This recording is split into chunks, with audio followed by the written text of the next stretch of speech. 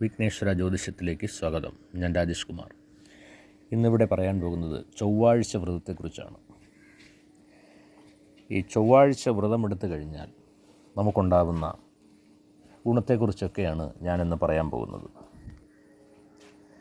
ഇപ്പോൾ ജാതകപ്രകാരം ചൊവ്വാദശകാലമുള്ളവരും അതേ കണക്ക് തന്നെ ചൊവ്വാദോഷം മൂലം വിവാഹ തടസ്സമൊക്കെ നേരിടുന്നവർക്കും അതേ കണക്ക് പാപസാമ്യം കൂടാതെ വിവാഹം കഴിക്കേണ്ടി വന്നതുമൂലം ചൊവ്വയുടെ അനിഷ്ടഫലങ്ങൾ അനുഭവിക്കുന്നവരൊക്കെ ഈ ചൊവ്വാഴ്ച വ്രതം അനുഷ്ഠിച്ചു കഴിഞ്ഞാൽ അത് വളരെ ഉത്തമമാണ്.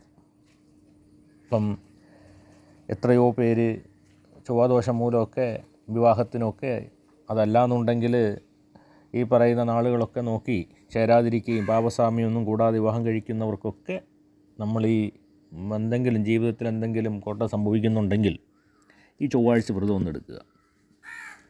മാറ്റങ്ങൾ വരും, ജീവിത വിജയങ്ങളൊക്കെ ഉണ്ടാവുന്നതാണ്. അപ്പോൾ ഇതിനെല്ലാം വേണ്ടുന്നത് നല്ല രീതിയിൽ വ്രതമായിരിക്കണം. കാരണം അന്നേ ദിവസം നല്ല വ്രതമൊക്കെ എടുത്ത് ഉപവാസം, അന്നേ ദിവസം ഉപവാസം അനുഷ്ഠിക്കുക.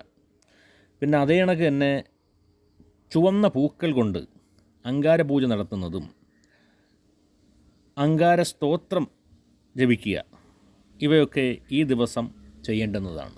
ഈ ചൊവ്വാഴ്ച ദിവസം ചൊവ്വ ഉച്ചരാശിയായ മകരത്തിൽ സഞ്ചരിക്കുന്ന കാലമാണ് ഈ വ്രതം അനുഷ്ഠിക്കുന്നത് കൂടുതൽ ഫലപ്രദമാകുന്നത്. വ്രത ദിവസം സന്ധ്യ കഴിഞ്ഞ് ഉപ്പ് ചേർത്ത് ആഹാരം കഴിക്കരുത് എന്നാണ് പറയപ്പെടുന്നത്. ദോഷകാഠിന്യമനുസരിച്ച് 12, 18, 41 എന്നീ കണക്കിൽ തുടർച്ചയായി ചൊവ്വാഴ്ചകളിൽ വ്രതമനുഷ്ഠിക്കാം. ജാതകത്തിൽ ചൊവ്വ ഓജരാശിയിൽ നിൽക്കുന്നവർ വ്രത ദിവസം സുബ്രഹ്മണ്യ ക്ഷേത്ര ദർശനം, സുബ്രഹ്മണ്യ പ്രതികരങ്ങളായ സ്തോത്രങ്ങളും ജപങ്ങളൊക്കെ നടത്തുന്നത് വളരെ നല്ലതാണ്. കാരണം ചൊവ്വ യുഗ്മരാശിയിലാണ് നിൽക്കുന്നതെങ്കിൽ അത് കണക്ക് ഭദ്രകാളി ക്ഷേത്ര ദർശനം, ഇത് നമ്മൾ വീട്ടിൽ ഇരുന്ന് ഭദ്രകാളി സ്തോത്രങ്ങളൊക്കെ ജപിക്കുന്നതൊക്കെ വളരെ നല്ലതാണ്. അപ്പോൾ വിവാഹ ജീവിതത്തിനൊക്കെ ഏറ്റവും നല്ലതാണ്. വിവാഹം നടക്കാത്തവർക്കൊക്കെ ചൊവ്വാദോഷമുള്ളവരൊക്കെ ഇത് ചൊവ്വാഴ്ച വ്രതം അനുഷ്ഠിച്ച് നോക്ക്, മാറ്റങ്ങളുണ്ടാവും, വളരെ നല്ല മാറ്റങ്ങളുണ്ടാവും. പെട്ടെന്ന് വിവാഹം നടക്കുവാനും എല്ലാത്തിനും നല്ലതാണ്. നന്ദി, നമസ്കാരം.